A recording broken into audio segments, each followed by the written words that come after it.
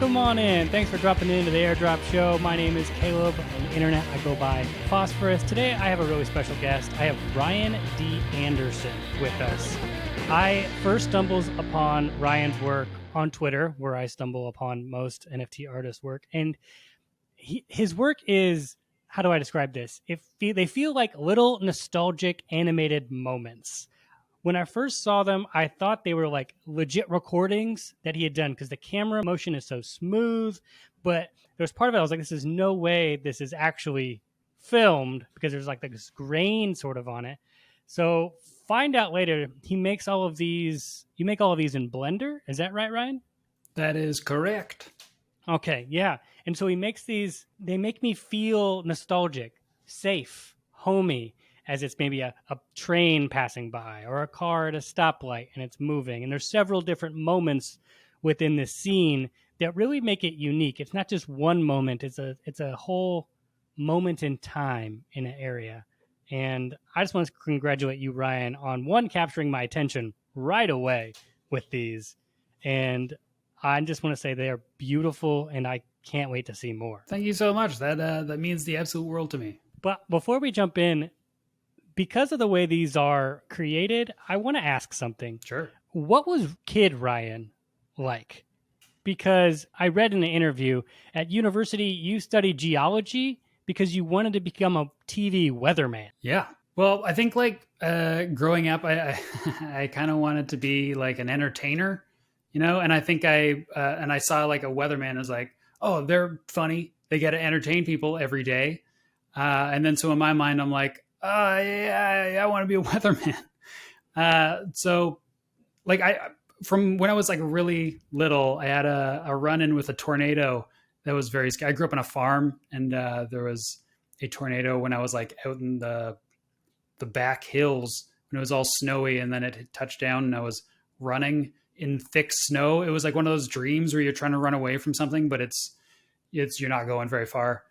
And so anyways, that was like this very traumatic experience. And then so I was obsessed with weather after that. So those two things combined, I was like, yeah, I'm going to be a weatherman. I'm going to go to university. I'm going to study meteorology. And then I think I got stopped because there was like an element of, hey, you have to be good at math. And I am not good at math. So yeah, so that stopped me. And then I got into film from there. Okay. All right. That moment you described, running through the snow as a tornado is coming, that feels like a tiny nostalgic moment that I would love to see, that perspective, like that POV of everything. That's crazy. Oh, so, okay. So you went into film then. How shortly after that did you find improv comedy? Well, maybe a little bit. Like, so I got into film. Like, I started working in IATSE, the film union, as like a lamp operator, and I was just, you know, it's just like you'd go and work for hours upon hours, then go home, and you wouldn't really have a life doing anything. I didn't like that. And then I got into cinematography, and I started filming a lot of stuff. I started doing music videos. One of the first music videos I did was for Mac DeMarco, his old band, Make a Videotape. So there's a video of that somewhere on the internet. Amongst all this, I started co-running this little art gallery in Vancouver. Okay. And I was there for a couple of years. And while I was there, I met, they would like rent out the back to this improv theater that would also like do classes and stuff. And I was always like, oh yeah, because that like entertainment, like me wanting to like entertain was always in the back of my head. And I was like, I kind of want to do that, but I wouldn't be, I got stage fright. Maybe I won't do it. And then so it took like years, but I got to be friends with all them and I started shooting things with them. And I would like, you know, start writing pitches for shows and stuff like that with them. And then eventually I was just like, I take a class. And then I started taking a whole bunch of classes. And then after all the classes, and you're on like a house team, and then you go into, you're doing like touring, like going to New York. We were invited to New York and stuff, and down the West Coast. Anyways, it kind of just went out from there. And I fell in love with doing comedy, and it was my favorite thing. So that, yeah, I just sort of like, it was always like a thing that I wanted to do because I loved stand up when I was a kid, but yeah. And then I just kind of fell into improv and sketch. and did a lot of that for 10 years, I guess, Wow. up until the pandemic. Up until the pandemic. Yeah. How did you find animation in all of this? Because you can see that comedic kind of element, that entertaining. The timing is there in when I see your animated shorts here. The timing is for sure there. That's got to be a comedic element. Where did you find animation in? Oh, that's interesting. My last venture in the film world was I was an editor in the television world. So that, I don't know. I think there was a lot of timing elements that came with just learning editing and stuff like that. But also just being in comedy, I guess that exists as well. But anyways, I found animation in 2017 because I was trying to do sketch work, and I wanted to film sketch to have an online presence and stuff. But getting a group of comedians together is very difficult. Right. So I thought, what if I just animated everything and then I could, just have people record voices or whatever. So I started to learn animation for the purposes of doing sketch animation. Wow. So you just learned it. You picked it up, picked the software, and just went for it. Yeah, I started animating. Well, I started animating with pieces of paper and just cutting them out and just moving them along, which was it didn't look great. And then I went to After Effects and I was using the Puppet tool and all that, which was all right. It wasn't quite what I was after though, and so I was trying to do things. I don't know. I was trying to move on and try and find things that were both easier to do and that had a certain look. So After Effects, if I wanted to make things look the way I wanted them to, it would take so long to create all these things. And so I was like, oh, what if I could do these in 3D, thinking that would be faster when it was not at all. It was so much work learning it. Right. Especially since I was just learning it off of YouTube tutorials and stuff. But yeah, no, that's what I ended up doing. I ended up really loving how it looked, and it was a completely different thing. So I just kept on going with that. And you're now using Blender for everything. Oh yeah. I love Blender so much. It's, free. It's open source. What's not to love? Mm-hmm. Yeah. Having the ability to have free tools at your fingertips to just mess around with is a game changer for creative people who just want to try things out. 1000%. When I was trying to get into 3D work, I was looking at Cinema 4D and I was all the stuff that's coming out of here, that's kind of what I want to learn. And I think I emailed their team just for some resources, and I don't know, they didn't get back to me. So I was like, okay, we'll give Blender a shot. And it was difficult. It was back in the 2.78 era. So it was just I don't know, it looked like an engineering software. Mm-hmm. It was difficult to learn, but I took the time, I figured it out. I spent way too much time just, I don't know, trying things out and whatnot. And I think I would spend hours a day working on it. And then I would go to sleep. And I remember specifically one night not being able to sleep because I kept having a dream where I'd have to model and animate my lungs and heart so they would keep beating and breathing. And I kept waking up being stressed out that I wasn't animating them correctly and that I wasn't going to live because of it. So if you're going to learn it, just take your time. That's a hell of a dream. Yeah, it was terrifying. I can imagine. So during the pandemic, your animation really took off with the introduction of Goober. Is that right? Wow. How would you define taking off? I don't know. I was doing my nostalgic stuff, and I think that started to take off. And then I switched over to Goober, and then that took off in a different way. Right. There's several different takeoffs, I guess, that happened. Yeah. So Goober is this Pac-Man looking figure with long arms and long legs. Sure. Where did he come from? I feel like your comedy kind of seeped into that, you wanting to do these sketches in this way. Yeah, I think before I did the nostalgic animations, the first one I did was of this kind of walking, it was of Goober before he was named Goober.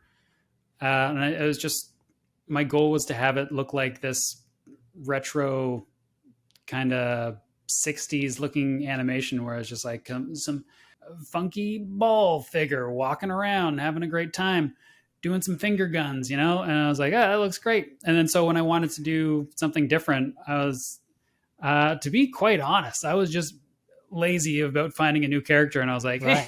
hey, this guy's over here. I've already finished him. I can just animate him something different. Exactly. Yeah. So I didn't expect to have him go beyond the one animation that I put out, just because I took a break from my nostalgic animations because I was doing more like songwriting and stuff like that. And I was just like, I made this really dumb song about the only lyrics are when I was younger, I ate beans from a box. It says that over and over again, but I loved the song. It was like stuck in my head and it sounded really cool. And so I was like, oh, why don't I put him in there eating a bunch of beans from a box or bouncing off his face? I want to see one bounce off his eyeball. It'd be great. Beans from a box when I was younger. I ate beans from a box when I was younger. So I put that out and people loved it. And I got so many positive responses on it that I was like, okay, maybe I'll just keep this going. How long did you keep it going for? I kept it going for a while. Like I guess I took another break after my last one to do different types of comedy stuff, but I don't know. I never really stopped. Like I just made a couple new ones that I'm going to start releasing again. So yeah, I guess the break has ended, but I guess I didn't stop making them. Where do people go find Goober? Just on your TikTok? On my TikTok, on my Instagram. All right. Either or. Cool. All right. Everyone be on the lookout for that plug. Please. Go follow Ryan so you can see what we're talking about here. Because it's a little, it's quirky. And I love the songs that you put together. And I can't help but see you as a songwriter now, knowing that's kind of what you do. And you just have these little melodies that are just quirky. And where else are you going to use them? Goober's the perfect place for them. Exactly. But yeah, no, I think that just came from like growing up in a farm and being very bored a lot, and then just learning. Like I think this is like a common thing in my life where I'm just like, I'm bored. I'm going to learn something, and so I learned music. Did I learn it very well? No, but I can do something. That's funny. So I want to transition here. How did you find Web3? How did you get into this new whole world? That was a weird one. What was it? The beginning of 2021, I got contacted by a friend of mine, and he was like asking me because he knew my animations and what I was doing and saw the reaction to them. He was like, "Hey, have you heard about like NFTs and stuff?" And I was like, "Yeah, I've heard about them in the background, but I never really looked into it." And so we both, two old men, we're trying to go on the internet to find all we could about it. Hey there, kids. We're trying to make a wallet, figuring out what that is. And then we're like, how do we mint our own thing? Well, if we go to this website, we can mint it for free. And then it was the dumbest thing in the entire world. For like, the two of us were the dumbest people. I never felt older than I did at that time, trying to figure out everything. And I couldn't find like a good resource to like sort of help me in, because I wasn't really on Twitter that much back then. Right.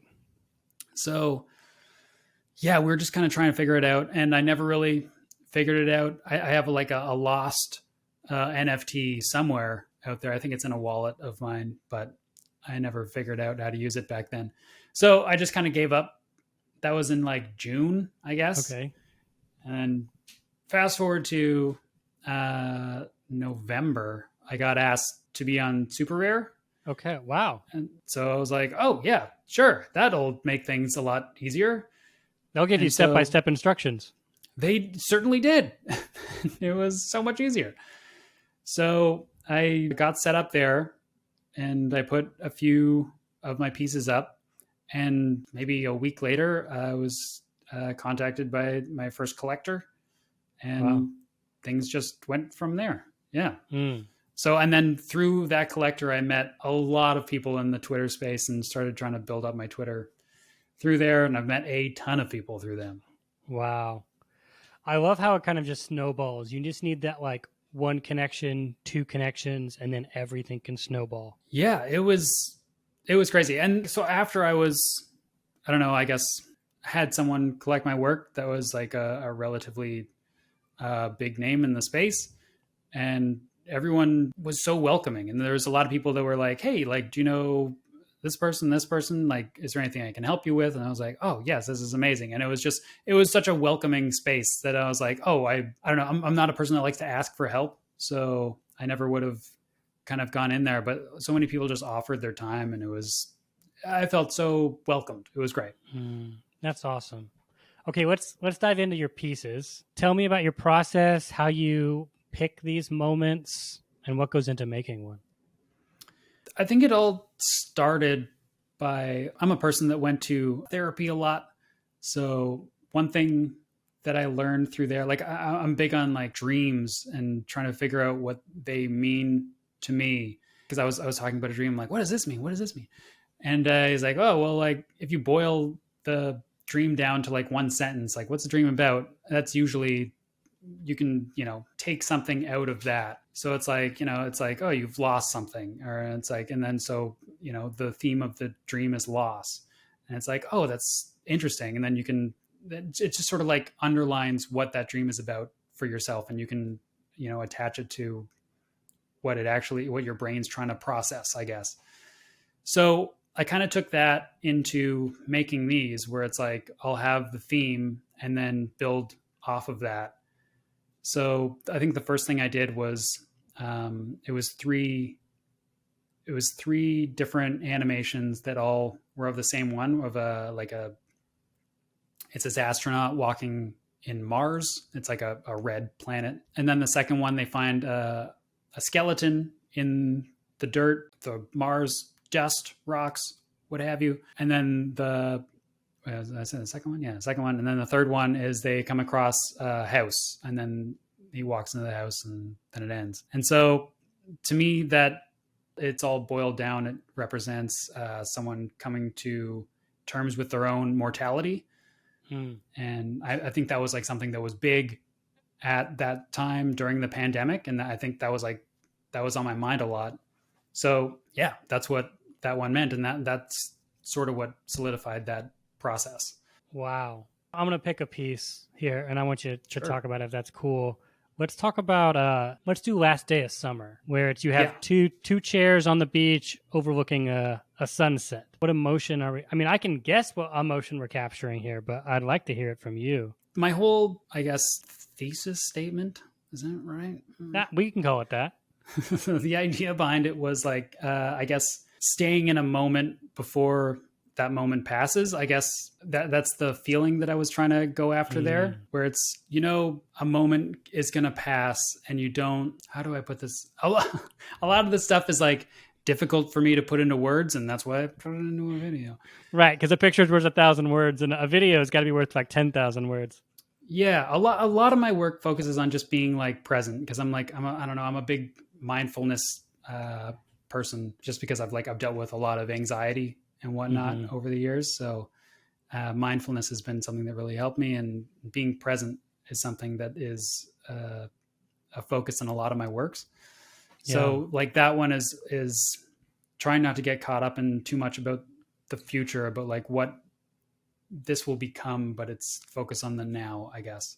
I think a lot of your work has that same moment. I like how you said mindfulness, because they remind me of something that's like, if you would just take the moment and just be, this is what would be in front of you. What would be there. If you don't mind me asking, what mindfulness techniques do you use, or disciplines do you have? I got a lot of advice for like anxiety attacks and things like that, because I used to get those quite a bit. But yeah, I did a lot of like the meditation techniques and I don't remember the names of them, but it's kind of where you focus on like, you'll start at like your toes and go through your feet, and like focus on different parts of your body going up into your head. And it really like focuses you, gets you in like tune with different things, but it gets you out of your head so much, which I am always in, just a constant chatter up here. So yeah, that is one of the techniques I use. And then for more like attacks and things like that, I'll use was it the 5, 4, 3, 2, 1, where it's Okay. like focus on 5 things you can see, 4 things you can hear, 3 things that you can touch, and so on and so forth. Wow. But yeah, that usually helps a lot to get me just like to focus on what's in front of me instead of what's up here, because that's always going on. Right. There's always something else to do or something else coming or yeah. And I love that your artwork really does ground you in what it feels like in these little moments. Yeah, I appreciate that. If I could ground people, that would be the greatest. Yeah, how did you come up with this? There's like because you look at a scene, it's not just one scene. Like the camera, right when you're not expecting it, the camera will shift on you. And then the camera will shift on you again right when you're least expecting it. Why did you want to do just that instead of just one static scene? Because when I first saw them, I was like, the static scenes are beautiful. I was like, oh, I'm just watching this and that's great. And then it switches on me and I'm like, oh. And then it switches again. I was like, oh, I wasn't expecting that.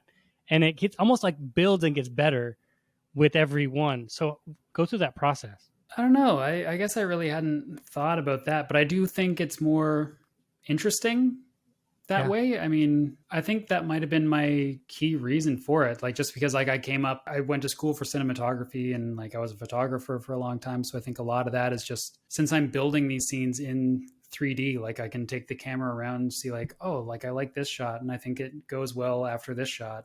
And then that comes from like, you know, my editing background. So yeah, I like to build up, and I'm not even sure if like I can call it like a story. It's, well, I guess it does end up being a story. A lot of people like say it's like it's very very much like a visual poem in a way, and I like that because I'm not great with words. I'm not great with poetry. I would like to be. I appreciate great poetry. I can't do it myself, but you know, I can make these things which I do like, and I think offers a similar type of, I don't know, similar type of something. Yeah. Yeah, they each have a unique aesthetic. Even the way they visually are with just the grain on top or the subtle movement of the colors, the way the clouds almost look like it's liquid, I think is really, it's very unique. And it's why I was like, oh, this isn't just been filmed. He's making these.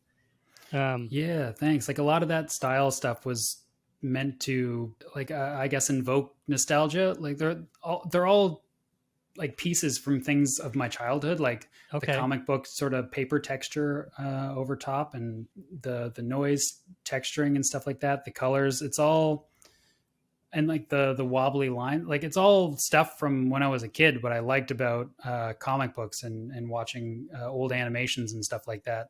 So it's, to me, that's what it felt nostalgic about it, and that's why I started making them. Like I didn't really start making them to be like, hey, like I want this to blow up. Like I was making them for myself. Like during the pandemic, like I was going through like a lot of anxiety, and just making them made me feel, I don't know. I just, it was something to put my head into, and watching them made me feel grounded. I made them for myself. Like I was being very selfish, and you know, I'll take that.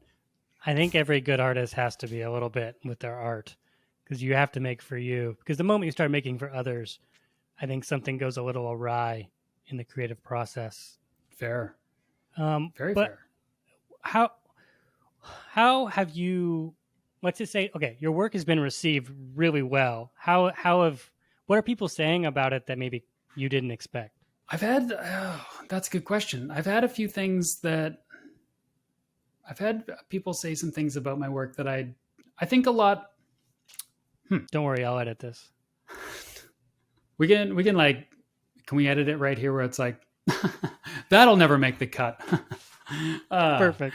Anyways, but yeah, no, some people have said things where it's like, oh, this is how I interpret this piece. And I always find that interesting that like, it's like, oh, this is the theme that I had and this is how I built it up. But then other people will interpret it differently. And that's super valid. And, you know, I encourage anyone to like, you know, interpret this or my work, you know, however they want. I just like, there's different perspectives that I just hadn't even thought about with a lot of my pieces. And it's so interesting to hear other people say like, oh, this is what this means to me. And I'm like, oh, I don't know. It messes with my mind. I just like seeing other perspectives from different people.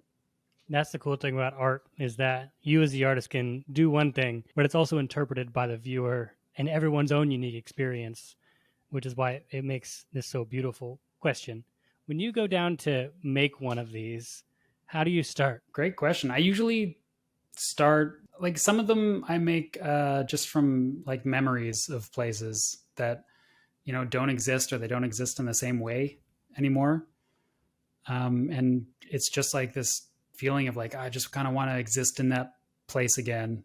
And the way to do that is to build it in 3D and kind of roam around in it. And then I'll, make an animation of just like with music. And it's like, this is how this place, this memory, and how it makes me feel and how I felt in this moment.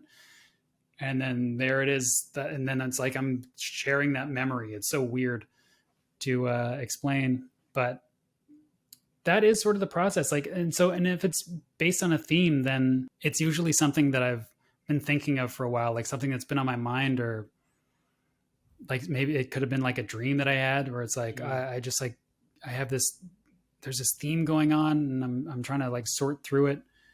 And so like, I'll build something off of that. And the process of building it is like me processing that whole thing in front of myself. It's so very literal.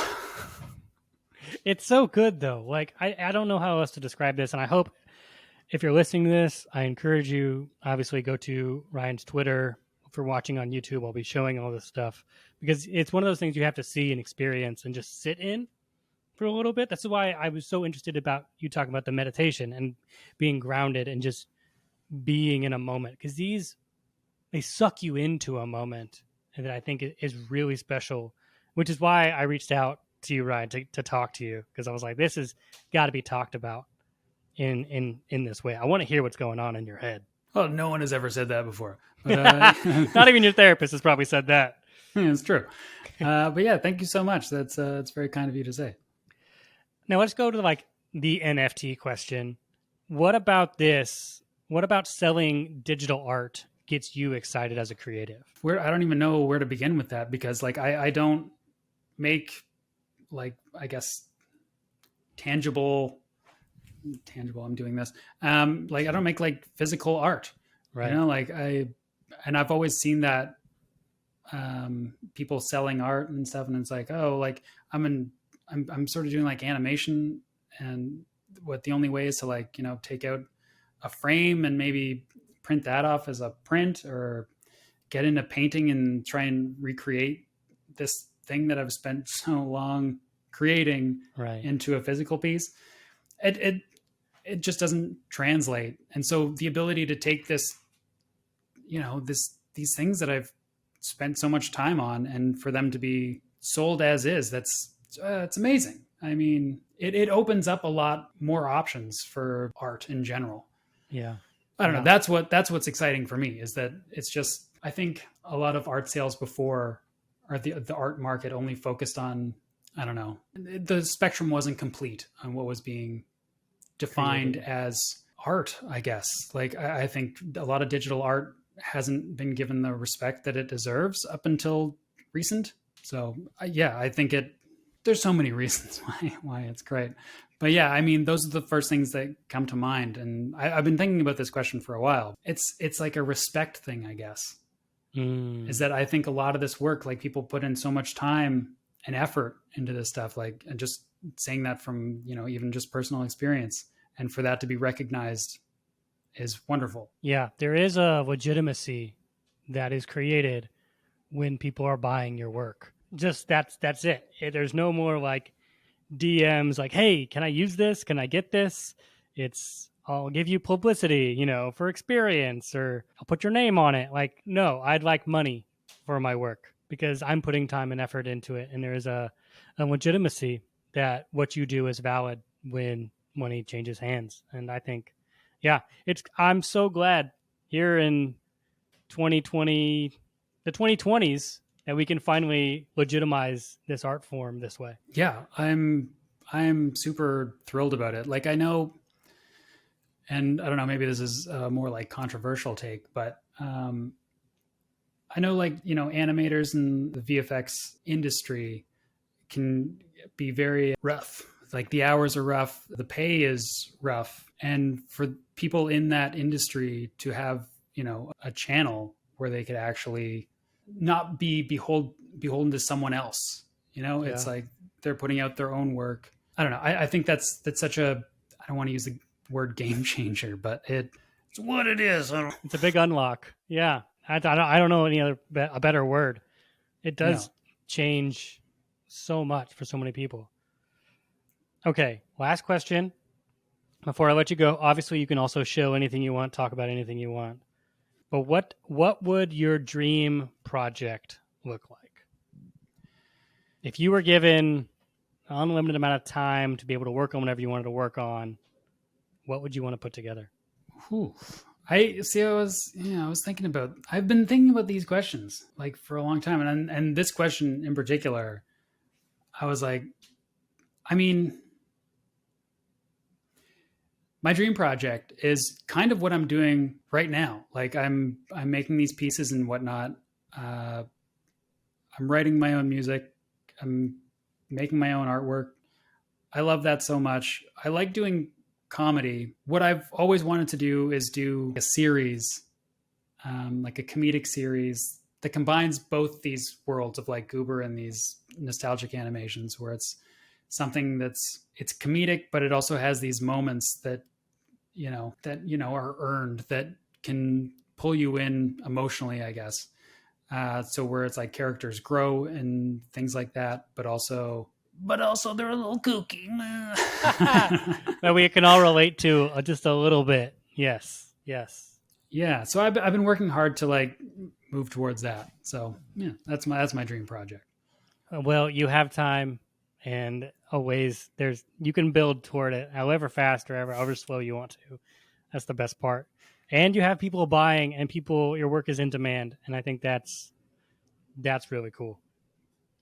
Thanks, man. I'm trying real hard. It's paying off. Your work is paying off and people are seeing it. And I think that's also really nice to know. Anything else you want to bring up before we come to a close? Yeah, I don't know. I think we've kind of covered everything. Check out my superrare, my Twitter, my Instagram, my TikTok if you like, but most of the stuff is on Instagram anyway. Yeah. Is there any more? I don't know. Those are my shills. That's good. I do have one more question, and it's Sure. about editions. You have one of ones on superrare. You have one of ones on other platforms. Mm-hmm. But I recently seen you put out edition drops. How important is putting out editions for an artist when they're growing their career? I think they're super important. I think that it might all just depend on like from artist to artist, but for me, it was awesome giving back to people that have supported me on Twitter and places like that like my art, and I'd like to give them a chance to own that at a price that they can afford. And so that was something that was big for me. And now these people that wanted some of my art have my art, and it's great.